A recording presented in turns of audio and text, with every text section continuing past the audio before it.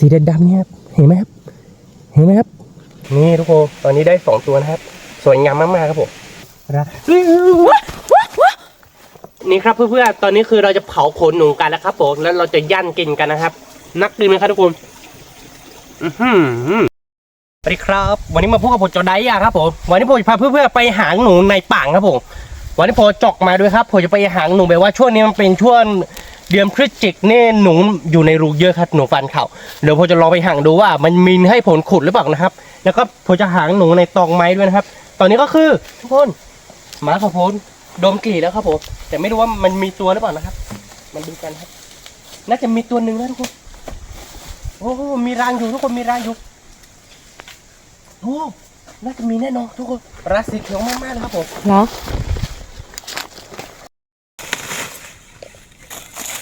บอนะบ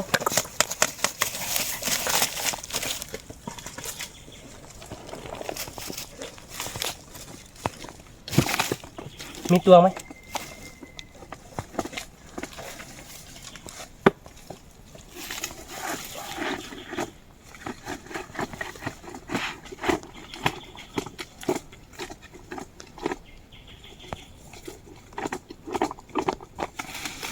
ฮะมีเห็นอยู่ทุกคนช่วยกันดูหน่อยนะครับว่าอยู่ฝั่งนี้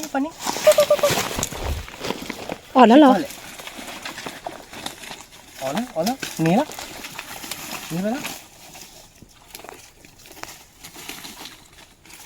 ออกมาฝั่งนี้อ่ะทุกคนออกมาฝ่ายที่ผมอยู่เมื่อกี้จับไม่ทันตอนนี้น้องบอลไล่ไปแล้วแต่ไม่รู้ว่ามันวิ่งไปทางไหนทุกคน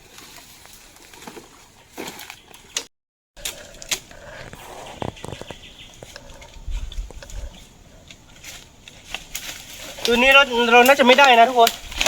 เพราะเมื่อกี้มันวิ่งขึ้นมาฝั่งที่ผมเตี่ยมครับทุกคนผมจับไม่ทันฮะไม่รู้ว่ามันหนีไปไหนแล้วตอนนี้คือน้ำโมบอลหาไม่เจอแล้วครับผมเดี๋ยวเราไปหาตัวใหม่กันดีกว่าครับผมไปกันแล้วครับผมหารูหนูกันนะครับผมแถวนี้มันเป็นแบบว่ามันไม่ได้ปังลึกมากนะทุกคนก็อาจจะมีรูหนูรูอ้นพวกนี้นะเดี๋ยวต้องสังเกตนะที่มันใกล้ๆน้ำแบบนี้ก็มีรูหนูอยู่นะทุกคน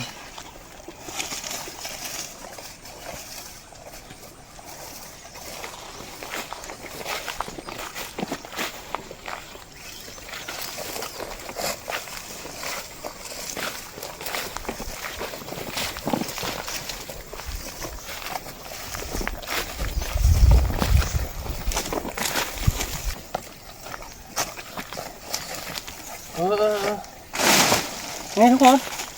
โดนเจอแล้วเดี๋ยวเราขนเอากระป๋องออกนะเราจะดูกันว่ามันมีตัวหรือเปล่านะครับทุกคนนี่ทุกคนเจอรูนึงแล้วนะไม่รู้ว่ามันมีกี่รูนะทุกคนถ้ามีรูเยอะก็คือขุดไม่ไหวอะทุกคนนี่แบบว่าต้นที่มันมีหนังเยอะเกินไปทุกคนต้องออกก่อนแล้วต้องหาดูก่อนว่ามันมีรูเพิ่มอีกหรือเปล่านะครับถ้ามีรูเพิ่มก็คือต้องเปิดรูแล้วก็คือต้องใส่กระดังทุกคนหรือว่าถ้าขุดนี่ไม่ไหวเราจะลองขุดรูนี้นะครับเอาแบบรูที่ใหญ่ที่สุดเลยทุกคน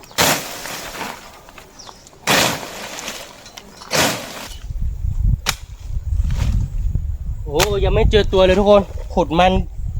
ไกลแล้วเนี่ยแบบว่าไกลมากๆน่าจะอยู่ไกลมากๆทุกคน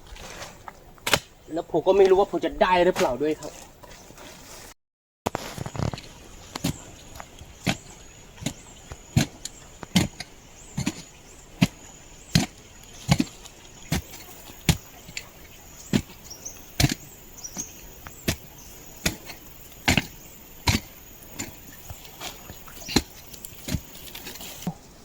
เจอรูปีแล้ว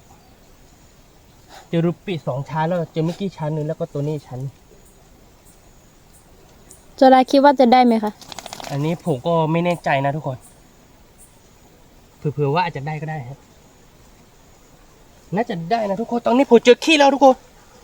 เค ทิ้งเล็กมากนะครับผมตอนนี้ผมเจอขี้แล้วครับผม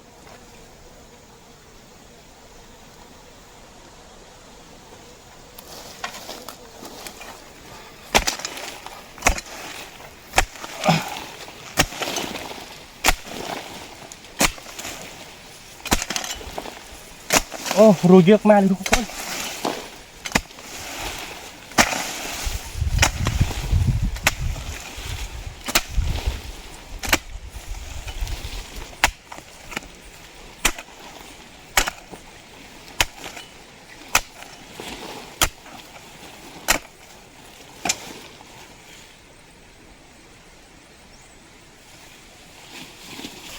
มันรู้กันนะฮะว่าตัวนี้ผมจะได้หรือเปล่านะครับทุกคน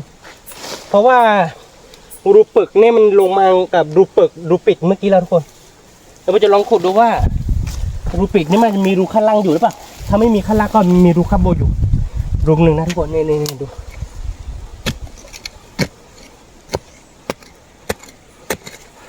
ข้างล่างนี่ไม่น่าจะมีรูนะทุกคนมันเป็นดีแข็ง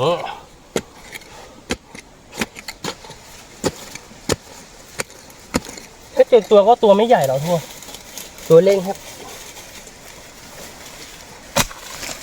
เราจะลองขุดรูนี้นะฮะผมก็ขุดไม่ค่อยเป่งนะทุกคนถ้ารูหายก็คือผมก็น่าจะไม่ได้นะทุกคนเฮ้ยตกใจครับทุกคนหนีไปไหนแล้ว อะไรอ่ะ นี่ทุกคนนี่โอ้ขุดมาได้คังคดฮะนี่ทุกคนขุดตั้งนานฮะได้คังคดตัวเดียวคุ้มหรือเปล่าผมก็ไม่รู้นะฮะเดี๋ยวเราจะลองดูว่ารูมันหมกหรือยังนะโอ้ตกใจหมดเลยเมื่อกี้คิดว่าหนีออกไปแล้วทุกคน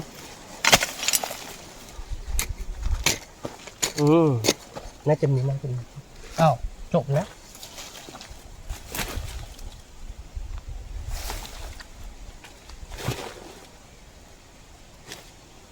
ไม่มีทุกคนผมน่าจะขุดไม่เป็นฮะตัวนี้ผมไม่ได้ให้ได้แค่ทางเข้าตัวเดียวแต่ไม่เป็นไรบอเราไปหาตัวใหม่กันครับผม ไปกันเลยครับ ไปกันเลยครับผม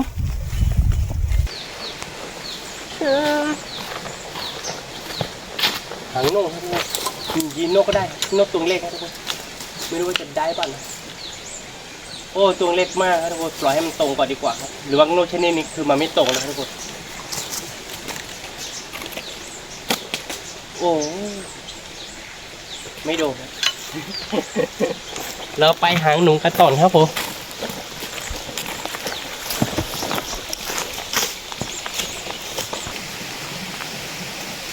ทุกคนเจอรูหนูอีกรูแล้วทุกคนนี่นะครับเดี๋ยวมันจะลองขึ้นไปขุดนะฮะตรงนี้คือมันจะตักเอาด้านของเสียบนะฮะ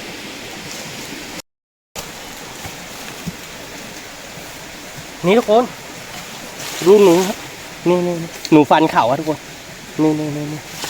แล้วก็ผมต้องหารูนแบบว่ารูออกนะทุกคนโอ้รูออกอยู่นี่ทุกคนมาดู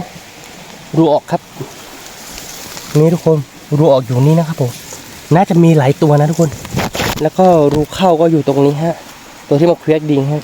เดี๋ยวผมจะลองขุดดูนะครับคือผมจะปิดรูออกก่อนนะทุกคนผมจะปิดรูออกนี่น่าจะอยู่หลายตัวนะทุกคนเพราะว่ามันทำลอกในรูออกด้วยทุกคนเวลาทำลอกนั่นก็คือบางทีเขาบอกว่ามันอยู่หลายตัวนะทุกคนแต่น้อยๆก็ต้องมี2ตัวนะทุกคนเราดูกันฮะที่อย่างที่เขาพูดหรือเปล่าผมไม่แน่ใจนะอันนี้ก็ถ้าขุดก็นัดจะขุดต้องขุดสักพักหนึ่งแหละทุกคน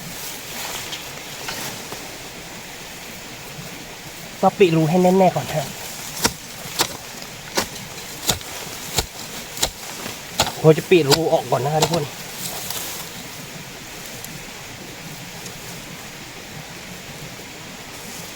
ผมจะเปิดรูเข้าใช้จอกกับเสียบนี่ครับทุกคนต้องหารู ดูก่อน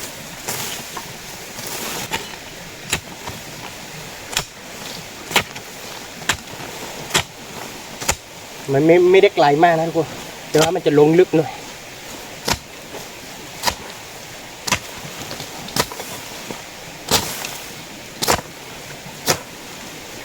ตัวนี้น่าจะได้นะทุกคนถ้าไม่พลาดนะตัวเมื่อกี้นี่พลาดไปแล้วไม่ได้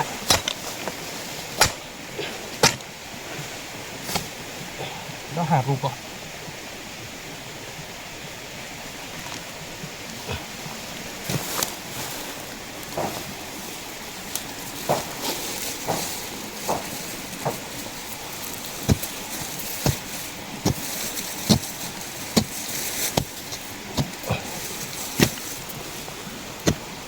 หารูยังไม่เจอนะทุกคนไม่รู้ว่ารูอยู่ไหน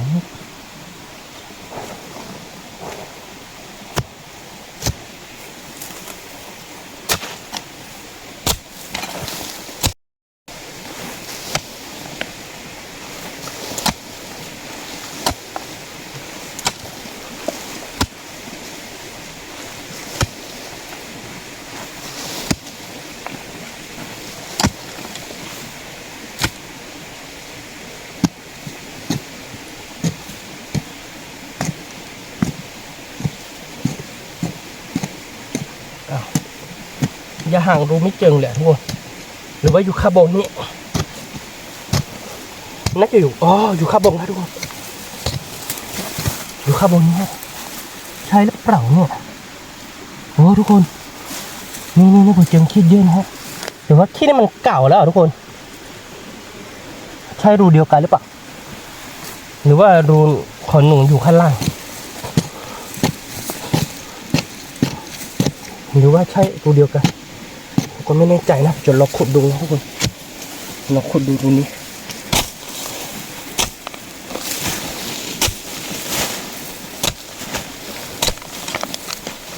หรือว่ามันเป็นรูเก่า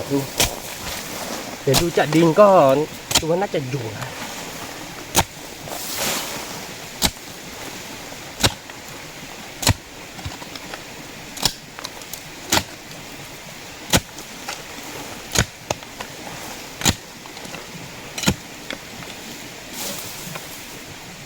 เดี๋ยวไม่เจอรังเลยทุกคนคือขุดนี่ต้องปิดรูด้วยทุกคนหนูนี่มันฉลาดครับ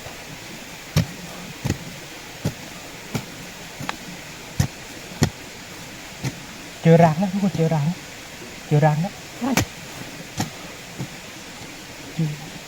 ใกล้จะเจอตัวแล้วทุกคนมาดูรังครับนี่ผมใกล้จะเจอที่นองแล้วนะทุกคนมาดูกันนะนี่ผมเจอที่นองแล้วนะนี่ทุกคนเดี๋ยวผมจะเอาออกให้นะนี่ทุกคนบางทีเราเอาออกรังแล้วก็คือมันหมิ่งขึ้นมานะครับทุกคนนี่ทุกคน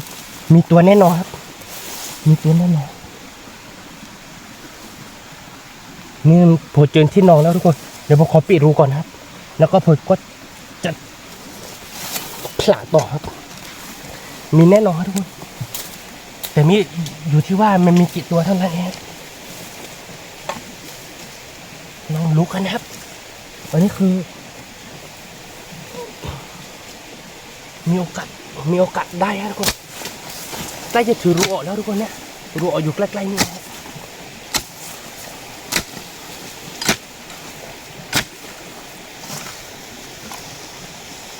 รูออกอยู่นี่ครับทุกคนผมต้องปิดรูออกก่อนครับอยู่ติดกันแล้วแต่ว่ามันไปทำรอบแบบนี้ทุกคนมันจะเลยรูออกนิดนึงมันฉลักมากครับ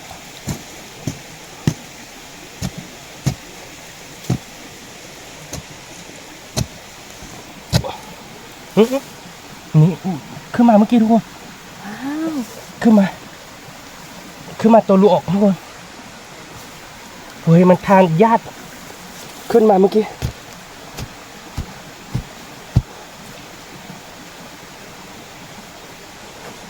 อย่าให้หนีไปได้นะคะ ถ้าหนีเนี่ยเสียดายเลยทุกคนนี่ก็หามาทวังแล้วนะ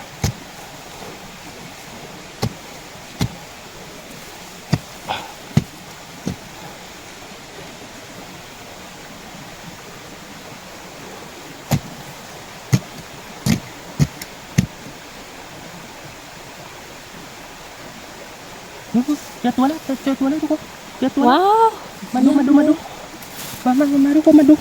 นี่ผมเจอตัวแล้วทุกคนเห็นไหมครับอยู่ข้างหน้านี้ครับผมนี่สีดำเนี่ยทุกคนเห็นหรือเปล่าครับนี่เดี๋ยวผมจะขุดให้อีกหน่อยนึงครับ นิดเดี๋ยวหนีอดนะ มาดูเขาจะชี้ให้ดูครับสีดำเนี่ยครับเห็นไหมครับเห็นแล้วนี่ผมจะจับนะดูแต่ผมไม่รู้ว่ามันมีกี่ตัวนะน่าจะมีตัวเดียวหรือเปล่า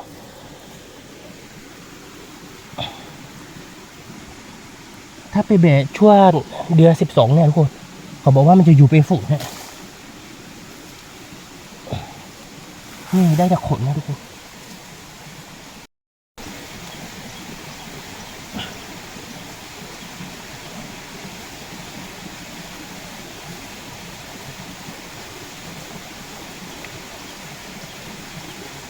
เดี๋ยวอยู่ฝั่งนี้เดี๋ยวจับหอยนะทุกคน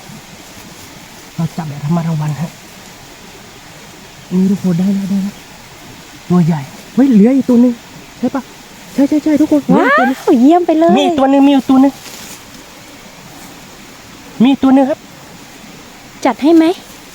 วันนี้ได้2ตัวแน่นอนทุกคนนี่ตัวแรกของผมครับผมเหลืออีกตัวนึงในรูนะทุกคน เดี๋ยวหลุดนะ เดี๋ยวผมจะเอาหญ้ามาปิดให้ทุกคนก่อนมาอุดรูก่อนนี่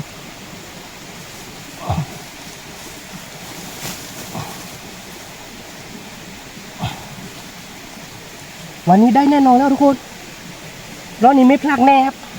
นี่ทุกคนตัวแรกของเรามาแล้วครับผมตัวนี้ตัวเมียครับทุกคนมันต้องมีตัวผู้อีกตัวหนึ่งครับนี่เดี๋ยวมีอีกตัวหนึ่งครับทุกคนเดี๋ยวผมจะเปิดรูอีกหน่อยนึงครับ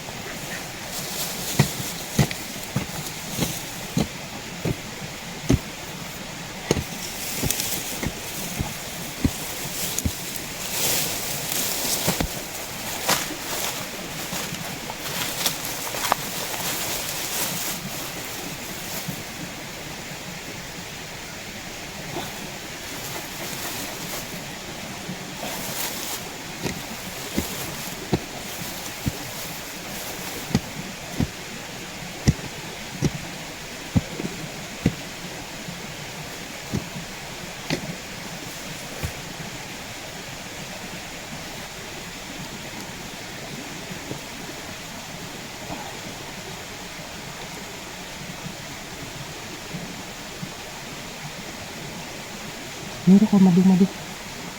อีกตัวนึงครับนู่นมาดูครับนี่ทุกคนเห็นไหมครับสีดำๆนี่ครับผมนี่มันขุดรูครับทุกคนมาขุดรูเดี๋ยวผมจะจับแล้วนะฮะ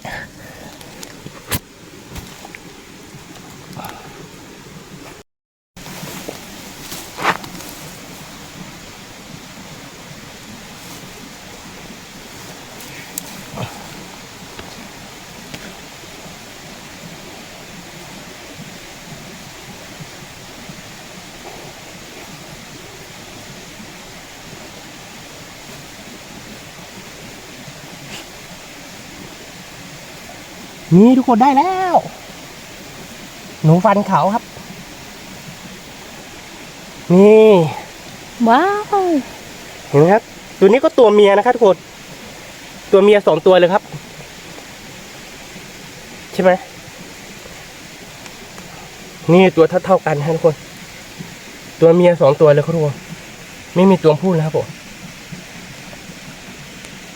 นี่ทุกคนตอนนี้ได้2ตัวนะครับสวยงามมากๆครับผม จะดันดีใจไหมคะ ดีใจสิครับจะไม่ดีใจได้ไงครับขุดเมื่อกี้ตรงนี้นี่ขุดหนังมากแต่ไม่ได้ทุกคน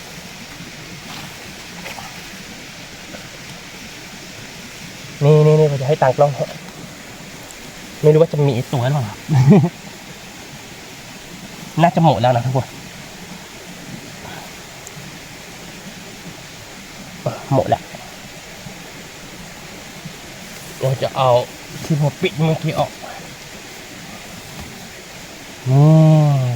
เราได้2ตัวแล้วนะทุกคนรูนี้รูเมื่อกี้นี้เราไม่ได้ครับตอนนี้คือเรายิบได้แล้วครับผมเราไปแหกกันต่อครับผมไม่รู้ว่าจะเจอหรือเปล่านะฮะถ้าเจอคือเราจะขุดแทนทุกคนถ้าแบบว่าถ้าขึ้นไปขบกนี่ไม่แน่เราอาจจะเจอก็ได้ครับ ดูที่ว่าหญ้ามันมีโปรยๆข้างในมันชอบยุ่งครับทุกคนถ้ามันขึ้นไปหางเนี่ยอาจจะเจออีกก็ได้ครับทุกคนเราไปขุดดูนะครับทุกคนช่วงนี้เป็นแบบว่าช่วงที่เขาขุดหนูกันนะครับหนูฟันเข่าครับบางทีมันอาจจะถ้าไปเดือน12เนี่ยตรงนี้เดือน11แล้วทุกคนถ้าไปเดือน12นี่คือมันจะอยู่ไปฝูงแล้วก็มันจะมีลูกด้วยครับลูกนี่ลูกไม่ใช่ตัวเล็กๆนะคือตัวใหญ่เกือบเท่ากับแม่พันธุ์ของมันฮะเราไปกระต่องครับหาตัวกระต่องครับไม่รู้ว่าจะได้เพิ่มอีกหรือเปล่านะครับข้างหน้ากระต่องครับผมเราไปหาตัวอื่นกันนะฮะถ้าเราเห็นดิงลงมาแบบสีเหลือๆเราไปดูกันนะทุกคนเราไปดูแล้วก็บางทีก็เราก็อาจจะเจอรันขนมันฮะหรือว่ารูขนมันก็ได้ฮะ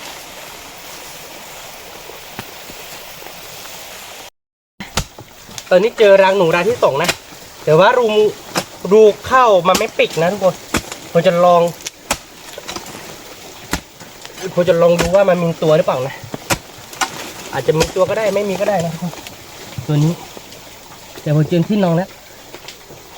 ผมจะลองขุดดูฮะ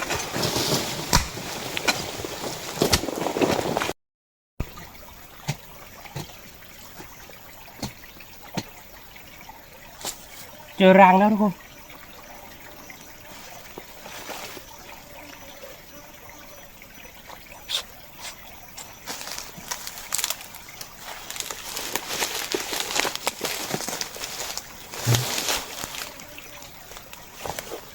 เจอรังแล้วทุกคนเดี๋ยวตอนนี้คือยังไม่เจอตัวนะนี่ทุกคนรังใหญ่มากอาจจะมีหลายตัวก็ได้นะเจอที่นอนแล้วน่าจะเป็นรูเดียวกันนะในของนี้นะ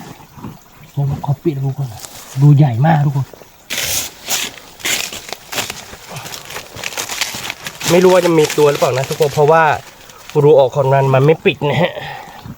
ผมก็เลยขุดรูเข้าขุด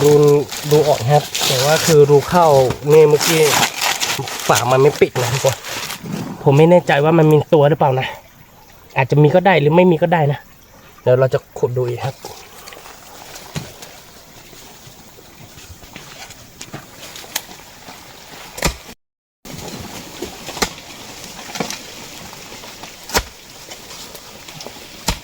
มีรากไม้ใหญ่มากทุกคนนี่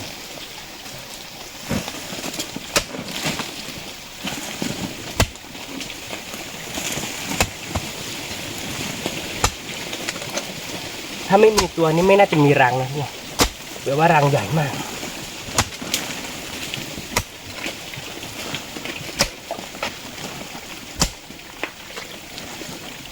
แต่ว่าตัวนี้มันฉลาดเนี่ยทำดูลึกมาก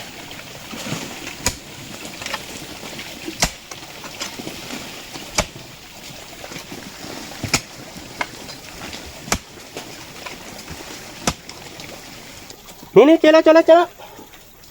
พ่นขอมีหน่อยครับขอมีหน่อยเพราะว่าผมปิดรูไปแล้วอยู่ใกล้ๆครับ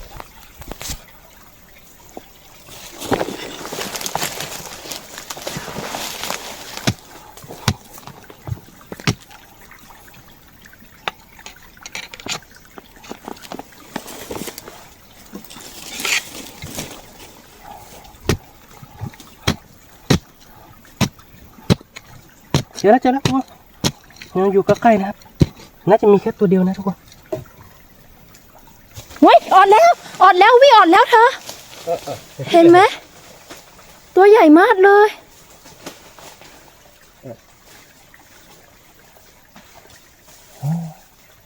ใหญ่มากด้วยว้าว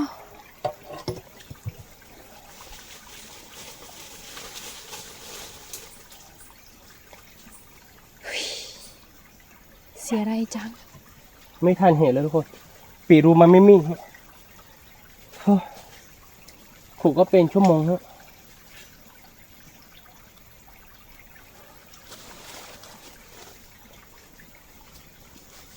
มันเบื่อมันขุดชั่วโมงขุดเลยให้เสียดายตัวนี้ไม่ได้แล้วทุกคนหนีไปแล้วไม่รู้หมันเขาลองไปดงกลีแล้วก็ มีเข้ารูอื่นหรือเปล่าขุดมันตั้งนานฮะ ไม่ได้เฉยผมปิดรูมันไม่มี ว้าวตัวใหญ่มากเลยนะ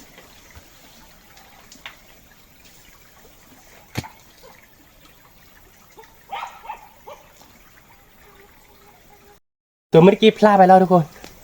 พอเจอตัวแล้วนะเมื่อกี้อยู่ใกล้มากแต่ว่าผมปิดรูมาไม่สนิทพอผมปิดอีกขั้นนึงแล้วก็เจาะรูตรงกลางแล้วก็มันหนีขึ้นไปที่ตรงที่ผมปิดรูฮะเดี๋ยวเราไปหาตัวใหม่กันดีกว่านะครับตัวนี้เราไม่ได้เสียดายมากทุกคนตัวใหญ่มาก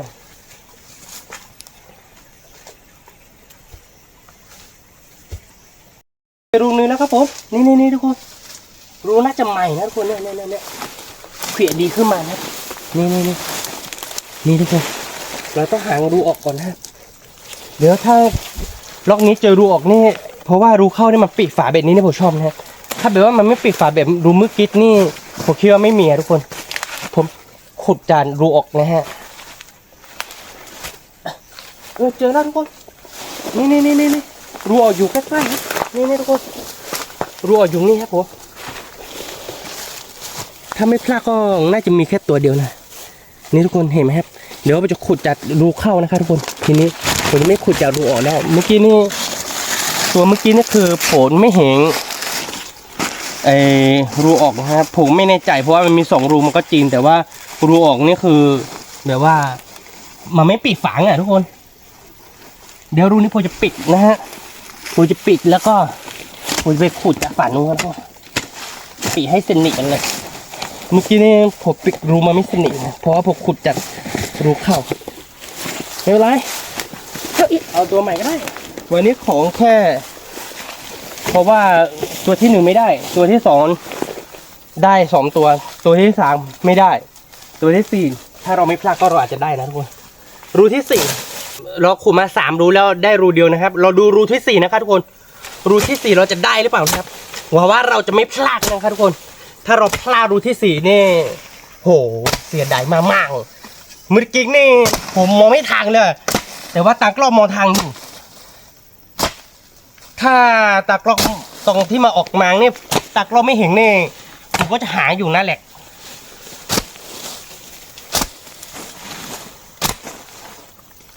ลองดูรูที่4กันนะครับ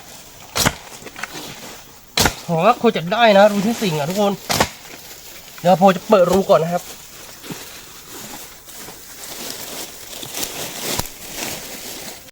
เปิดรูได้แล้วทุกคนตอนนี้เจอรูแล้วนี่เจอรูแล้วนะรูใหญ่เหมือนกันนะทุกคน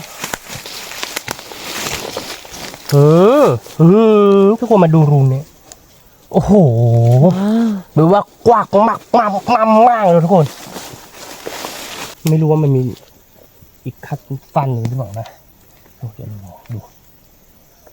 อ๋อตัวนี้มันน่าจะเป็นที่นอนนะทุกคนแต่ยังไม่เจอรังนะทุกคน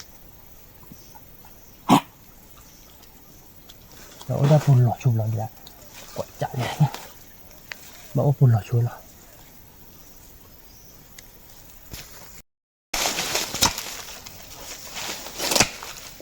มันมี2รูทุกคนขึ้นไปรูนึงแล้วก็ลงไปใต้ดินรูนึงดูทุกคนหนูก็ตัวไม่ได้ใหญ่มากนะดูโอ้โหทำแบบว่ากวากมากๆทุกคนไปเจอรังแล้วน่าจะอยู่ใกล้ๆนี้ทุกคนเจอรังคนนั้นนะนี่ทุกคนโอ้โหรังทุกคนเห็นไหมครับเห็นคือตรงนี้ผมยังไม่ได้ครับทุกคน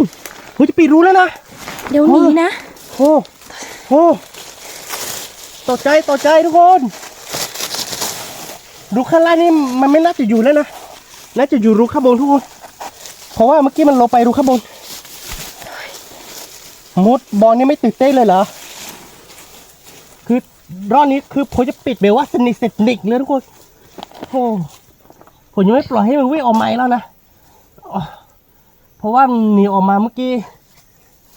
รูนึงแล้วพูดที่ผมไม่ได้รูที่3ทุกคน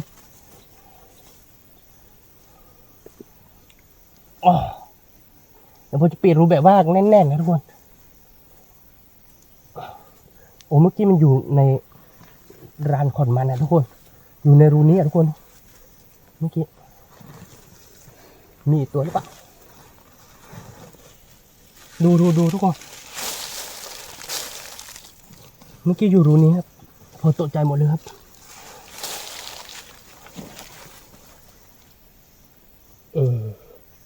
โอ้มีรูไปเยอะเลยทุกคนมีรูหนึ่งไม่รู้ว่าติดกันรูเดียวกันหรือเปล่านะไปติดกับรูเมื่อกี้หรือเปล่าผมไม่แน่ใจนะรูที่มันเข้าไปเมื่อกี้เดี๋ยวผมขอปิดก่อนดีกว่าเพื่อไม่ให้มันหนีต่อน้ำมบอตัวเดียวไล่ไม่ทันครับทุกคนถ้ามีไอตัวเขานี่หนุนวิดมาไม่ทางสักตัวเลยทุกคนไอเหรียญตัวเดียวนี่ไม่พอเดี๋ยวเราจะเอาใบไม้ที่ผลปิดรูเมื่อกี้รูข้างล่างนะฮะออกก่อนนะทุกคนรูข้างล่างนี่มันไม่น่าจะมีแล้วเพราะว่าวิ่งออกมาเมื่อกี้เราก็เห็นอยู่เนาะเพื่อนเห็นหรือเปล่าเมื่อกี้เพื่อนน่าจะเห็นผมจับไม่ดูสักครั้งเลยทุกคนไม่เป็นไรปิดฝังเสร็จแล้วนี่รูนี้คือรูข้างล่างนะทุกคนเดี๋ยวผมจะลอง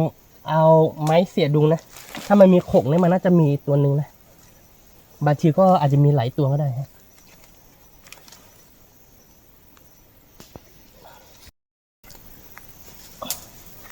ตัวนี้เราไม่กล้าให้ออกแล้วนะทุกคนเพราะว่ามันมีหลายรุงนะทุกคนมีหลายรุงเลย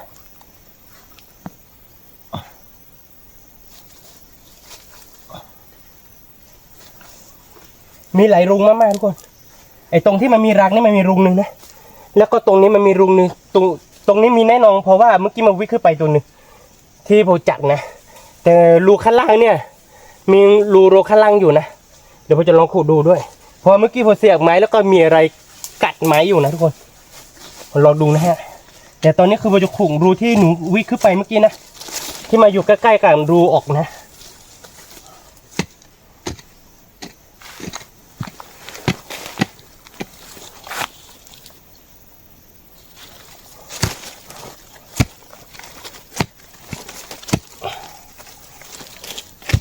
ส่วนรูนี้มีแน่นอนอยู่แล้วแหละทุกคนเพราะว่าตัวเมื่อกี้ที่อยู่ในรูที่มันมีรังนี่วิ่งออกมาตัวนี้แหละรูนี้แหละครับคอยดูกันนะครับ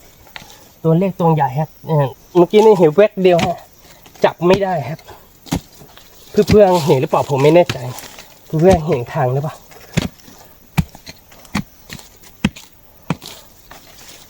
เพื่อนดูทางหรือเปล่านะฮะแต่รูข้างล่างเนี่ยเมื่อกี้ผมแต่ว่ามันลึกมากทุกคนคือผมเสียบลงไปดูเมื่อกี้ผมเอาไม้เสียบเนี่ยเหมือนมีอะไรดึงไม้อยู่นะดึงไม้หรือว่ามันกัดไม้อะทุกคน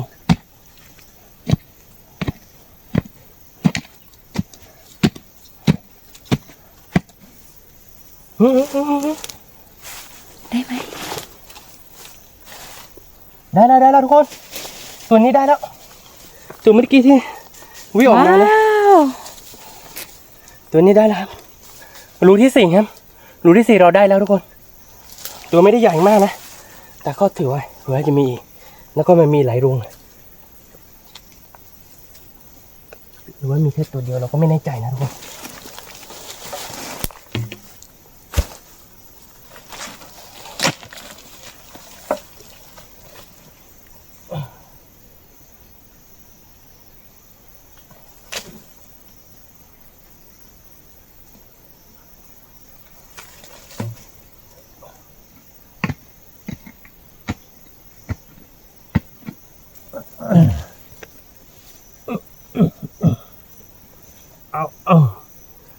โอ้รูมันลึกมากทุกคนรูข้างล่างเนี่ยลึกแบบว่าลึกมาก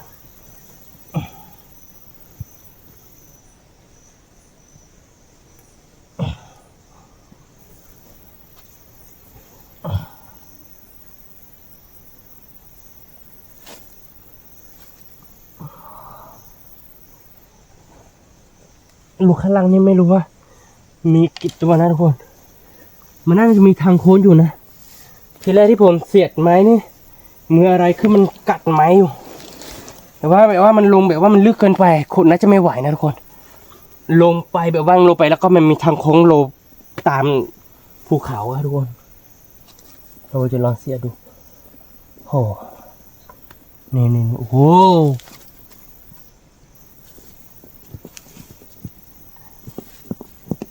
แล้วก็มันน่าจะมีทางโค้งนะทุกคนนี่แบบว่ามันลึกเกินไปทุกคนแบบว่ามันหลบอันนี้น่าจะขุดไม่ไหวนะทุกคนไม่เอาดีกว่าเนาะเอาแค่ตัวเดียวพอวันนี้เราได้3ตัวก็พอแล้วทุกคน4 รู 3 ตัวนะครับพอแล้วครับผมได้2 รูไม่ได้1 รูนะไม่ได้2 รูนะโอ้เดี๋ยวเราลงไปย่านกินกันข้างล่างกันดีกว่าตอนนี้หิวมากๆเดี๋ยวเราจะตัดต้นกล้วยต้นนึงเราจะเผากินกล้วยด้วยทุกคนตอนนี้คือหิวข้าวมากๆครับผมวันนี้ได้3 ตัวก็พอครับวันนี้ไม่ได้ห่อข้าวมาเลยทุกคนกะว่าจะมาไม่นานนะแต่ว่าขุดแล้วมันเพลินดีอ่ะโอ้โหได้จะ3 ตัวแล้วก็เราก็จะไปแบบว่าตัดต้นกล้วยต้นนึงด้วยทุกคนแล้วไปเผากินกันนะฮะไปย่างหนูกินกับกล้วยครับไปกันเลยครับผมนี่ครับเพื่อนๆตอนนี้คือเราจะเผาขนหนูกันแล้วครับผมแล้วเราจะย่างกินกันนะครับตอนนี้คือหิวข้าวกันมากเลยครับผมแล้วก็เรามีกล้วยป่างครับทุกคนกล้วยป่างแล้วก็มันป่างครับเราจะย่างกินกันนะครับผมตอนนี้หิวข้าวนะครับผม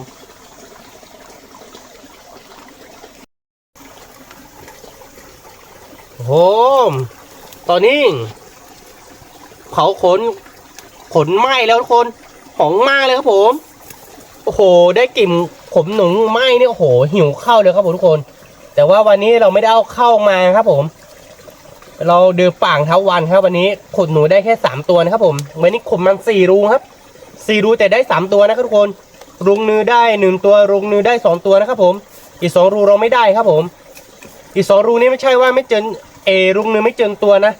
แต่อีกรุงนือเจอตัวนะครับผมทุกคนคือผมปิดรุงมันไม่มีชิดฮะก็เลยวิ่งออกมาครับผมจับไม่ได้จับไม่ทันผมก็ไม่เห็นด้วย3 ไปแล้วก็ตังก็พองมองเห็นมองทางอยู่แต่ว่าตังก็บอกว่ามันวิ่งออกไปแล้วก็หมังไล่ไม่ทางครับผมคือ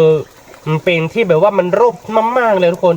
ไม่มีแบบว่าต้องย่างต้นไม้เยอะนะครับผม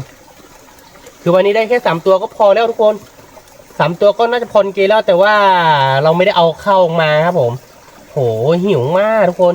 แต่ตอนนี้ก็คือใกล้จะได้กินหนูแล้วมันน่าจะอร่อยมากเลยแหละทุกคนคือตรงนี้เรามีกล้วยป่างและก้อนมันป่างครับเราจะย่างกินกันนะครับผมเผากินกันนะครับอร่อยแน่นอนครับทุกคน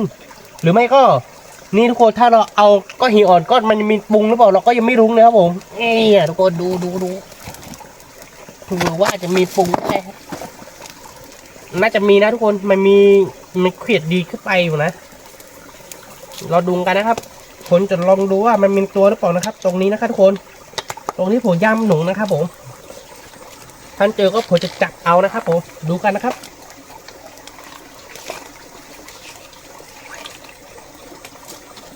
โอ้มีตัวนะครับทุกคนมีตัวเข้าไปในรูครับเดี๋ยวผมจะจับเอานะครับทุกคนดูกันนะครับผมโอ้โหนี่ทุกคนนี่ครับผมปูอลาสเก้ครับโอ้โหเดี๋ยวจะเผากินกันนะครับผมเราดูกันนะครับว่ามันจะอร่อยขนาดไหนครับผมนี่ทุกคนปูของผมมันสุกแล้วครับผมคือผมไม่ต้องไปจับตรงไหนจับตรงนี้เลยทุกคนเผาหนูตรงนี้ก็จับปูนตรงนี้เลยครับผมนี่ครับผมหนูมันหอมมากเลยทุกคนเนี่ยขนาดกระดองมันจะอร่อยเลยทุกคนสุดจัดครับใครต้องการหิวเนี่ยเกลียอะไรก็ได้ครับทุกคนอร่อยมากทุกคนอร่อยมากแม่น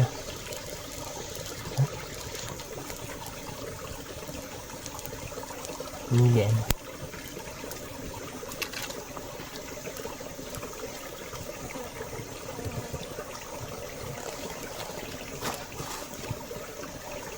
นี่ทุกคนสุกแล้วยังไม่สุกนะทุกคนแต่ว่าเผาขมเสร็จแล้วนะครับผมแบบว่า3 ตัวนี้มันน่าจะพอมกินนะทุกคนอร่อยแน่นอนครับเดี๋ยวผมจะไปล้างแล้วนะครับผมล้างแล้วก็เจอเอาขี้ออกแล้วก็จะย่างกินนะครับ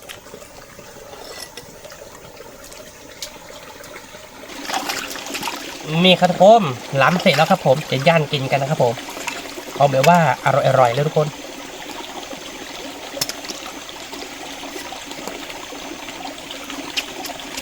ถ้ามีข้าวนี่น่าจะอร่อยดีทุกคนแต่ไม่เป็นไรไม่มีข้าวก็ไม่เป็นไรครับมันก็น่าจะอร่อยนะทุกคนเพราะว่าตอนนี้คือหิวข้าวแล้วก็สรุปก็คือได้แค่3 ตัวนะครับจะย่างกินกันครับ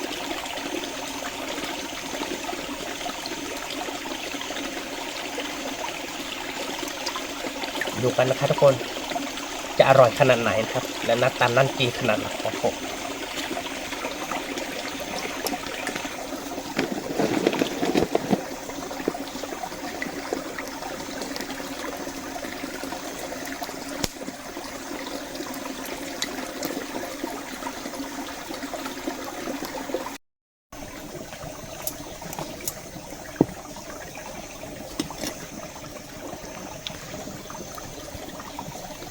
ดูกันนะครับผม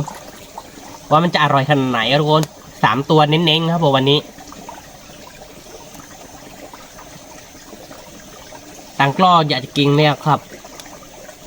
ใช่ไหมครับ คือตอนนี้ตังกล้อหิวข้าวแล้วทุกคนแต่วันนี้ก็คือมันใกล้จะคับแล้วนะสงสัยต้องนอกคาในป่างแล้วแหละทุกคนถ้านอกคันก็คือหางหนูก็ได้ครับได้เอาหนังติดมาอยู่ครับอยู่ในป่าแบบนี้ก็คือหันกินง่ายครับทุกคนมีขอนป่างให้หันกินเยอะครับมีปูมีปลามีกุ้งหอยเยอะแยะครับมีกล้วยมีมันอะไรให้เผากินเยอะแยะครับผมมาดูกันนะครับผมว่าหนูของผมมันสุกแล้วก็มันจะอร่อยขนาดไหนครับนี่ครับเพื่อนๆตอนนี้คือหนูของเรามาสุกแล้วนะแต่เราจะกินมันก่อนนะครับสุดยอดแล้วครับอร่อยมากทุกคน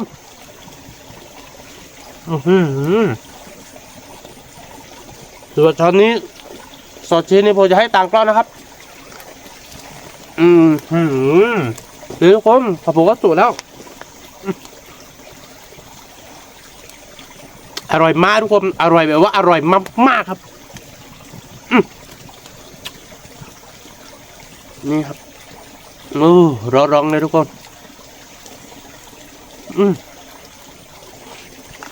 ต้นนี้ก็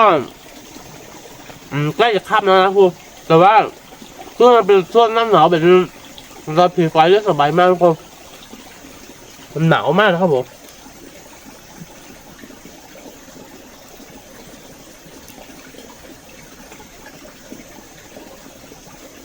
นี่ทุกคนคือกล้วยย่างของเราครับ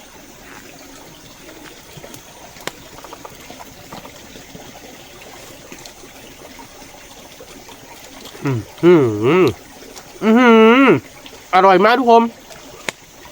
ว้าว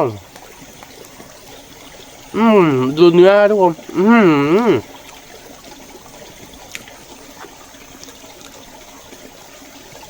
ขอดื่มน้ำนิดนึงครับ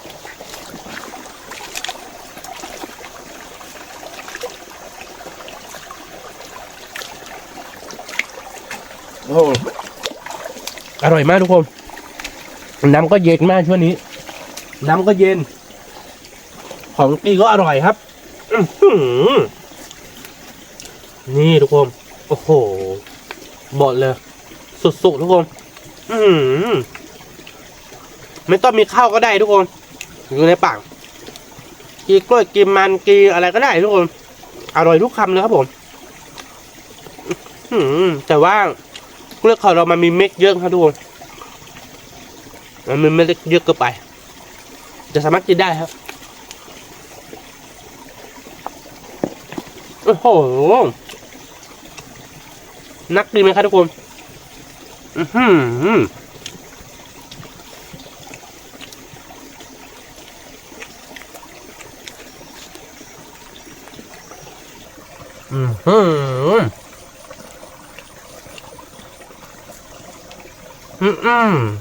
ตัวนี้จะให้ตังกล้องกินครับทุกคน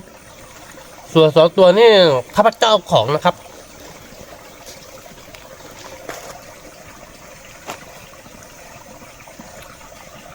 โอ้โห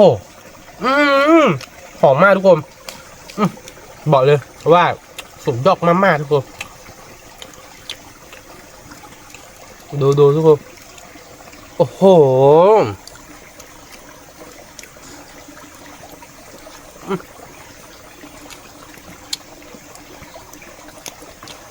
ดูมีคนมองหน้าผมทุกคน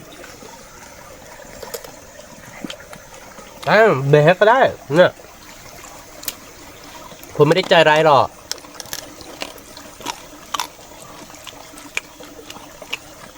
เนี่ยผมแบบว่าอร่อยมากๆทุกคนหนูฟังเขาเนี่ยเนื้อมันแข็งสุดยอดเลยทุกคนมาบอกของกีด้วยทุกคนมาบอกนี่กีแบบอร่อยแล้วทุกคน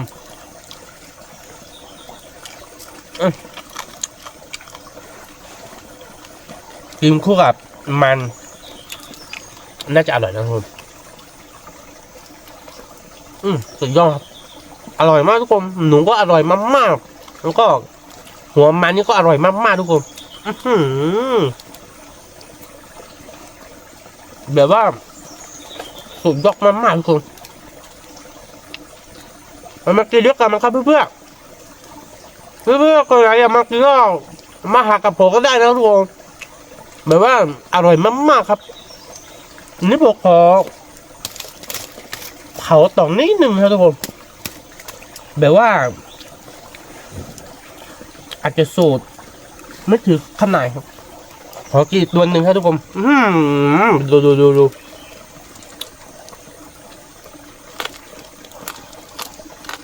อร่อยมากทุกคนอ้าวลืมได้ไงเนาะมาบอกนี่ผมจะให้กินแบบว่าชิ้นใหญ่ๆเลยนะวันนี้ครูจับไม่ได้สักตัวเลยนะ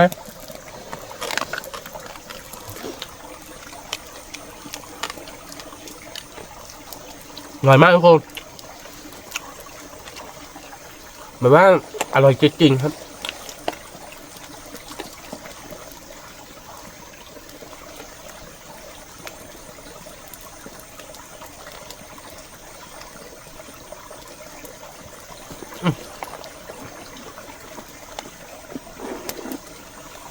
สุดยอดมากๆคุณ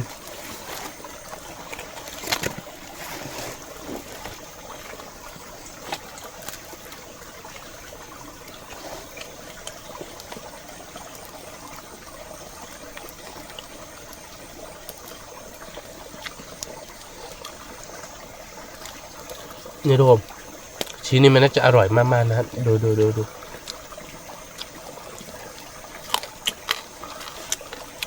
นี่นะมาบอกชิ้นนี้นะครับให้มาบอกดูนะครับผม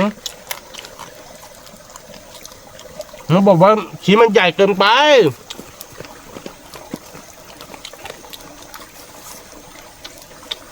น้ำมันบอกผมให้กินน้ำมันบอกแล้วนะเดี๋ยวน้ำมันบอกทำโหลเองครับทุกคนดูมาบอกคิ้วนี่เสียดังกว่าผลเยอะเลยทุกคนสุกแล้วตัวที่เมื่อกี้มันไม่สุกเท่าไหร่อะทุกคนจะลองกินหัวดูนะคะทุกคนแบบว่ามันน่าจะอร่อยแบบดิจิตอลครับร้องมากทุกคนร้องสุดยอดทุกคำทุกคนมาบอกนี่วันนี้มากับผมนี่พกขุดรูที่3เนี่ยมาวิ่งออกไปข้างนอกเนี่ยมาบอกจับให้ผมไม่ได้เลยทุกคนแต่ก็ดีนะที่มาบอกไม่ขี้เกียจมาบอกก็ไล่จับอยู่แต่ว่าจับไม่ทันทุกคน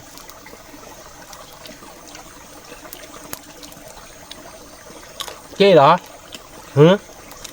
ก็ได้เดี๋ยวใบห้ามใหญ่ๆแล้วนะผมแบ่งให้ใหญ่ๆแล้วนะ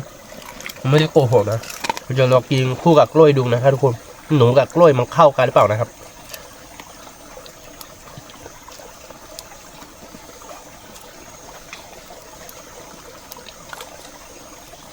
ทานได้ทุกคนอร่อยเหมือนกัน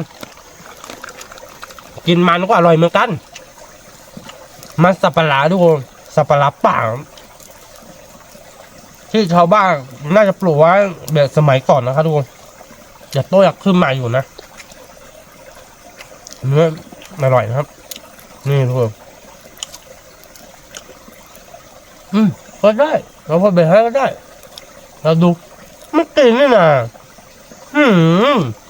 คุณนี่กินแต่เนื้อนะไม่ดีนะจะบอกให้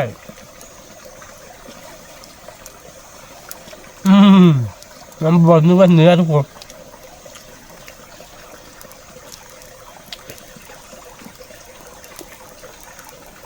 อร่อยมากๆทุกคน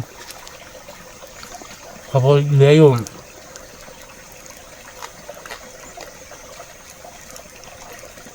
นี่นะทุกคนถ้าแบบว่าถ้าเราเข้าป่านะเข้าป่าถ้าได้หนูเนี่ยเราไปย่างแล้วก็เอาไปทำกินกับมันสับปะหลังนี่เอาไปต้มกินหรือว่าไปแกงกินนี่มันน่าจะอร่อยนะทุกคนแต่พอกินคู่กันนี่อร่อยเลยสุดยอดทุกคนจริงๆครับ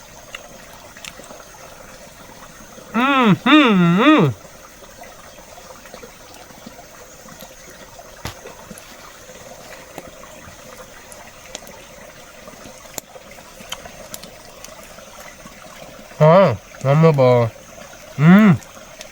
ชิ้นใหญ่ๆเลยนะ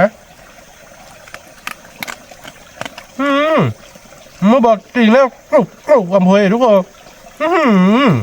อ้าวทำไมกลืนเร็วจังเนี่ยทีแล้วก็กลึงแหละทุกคนแล้วตัวไวๆขาจะได้สูงๆจะได้ไล่หนุนทางนะครับ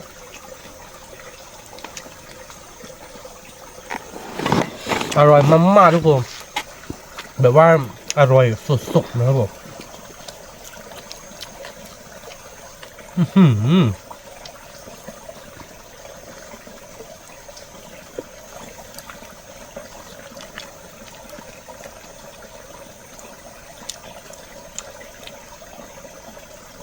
วันนี้มันไม่ค่อยสุกนะทุกคนเขาเผานิดนึงครับ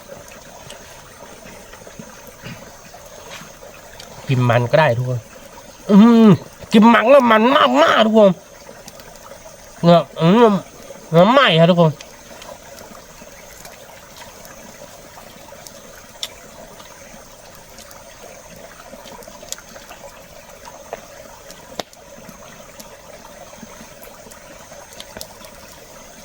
ถ้าแบบว่าถ้าคุณไม่ยอมกินหนู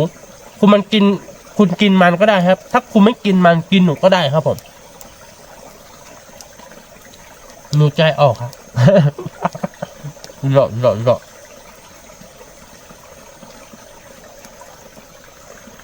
มันหน้าตาไม่ดีนะทุกคน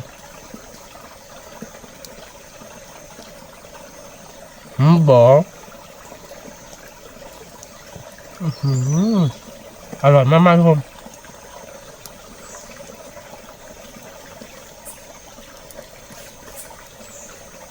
อร่อยแบบว่าสุดยอดมากๆทุกคน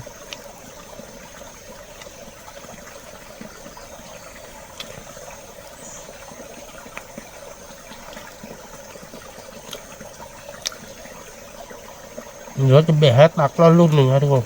ลูกเดียวพอนะครับ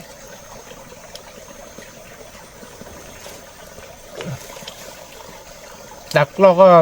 หิวข้าวเป็นเหมือนกันนะทุกคน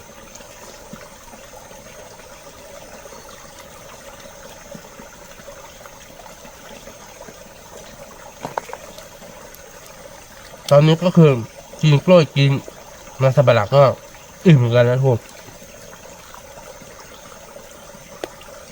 จริงๆนะทุกคนถ้าเวลาหลบปากก็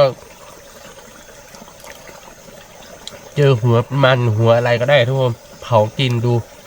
อร่อยแน่นอนเวลาเราหลบปากอะ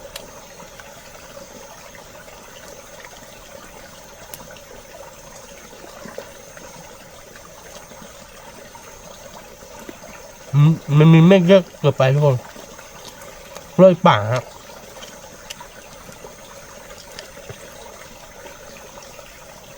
สมัยก่อนนี่น่าจะเป็นชาวบ้านปลูกไว้นะทุกคนแต่ว่ามันเป็นป่าแล้วมันน่าจะเป็นกล้วยป่าเหลือหัวครับทุกคนเหลือมาบอมาเป็นเพื่อนกัน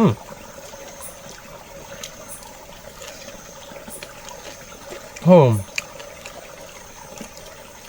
แบบว่า ถ้าเราย่างเสร็จแล้วเนี่ยคือเราไปทุบหรือว่าไปแกมกับหนูก็น่าจะอร่อยนักด้วยอ่ะทุกคนบ้องดูนะทุกคนเดี๋ยวผมจะให้โมบอกกีแบบว่ามันมีเสียแล้วก็คือ มันนี่ชี้ใหญ่อยู่นะทุกคนมาดูกันว่าโมบอกกีใช้เวลากี่วินาทีตึกหายไปเลยทุกคนแค่3 ตึกเองครับเราดูโหนะทุกคนจะกิดตึกดีเนาะครับอ๋อบอกว่าต้องไปให้น้องโมบอกอีก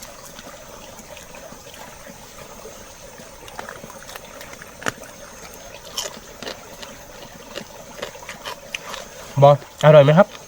สุดยอดเลยใช่ไหมครับ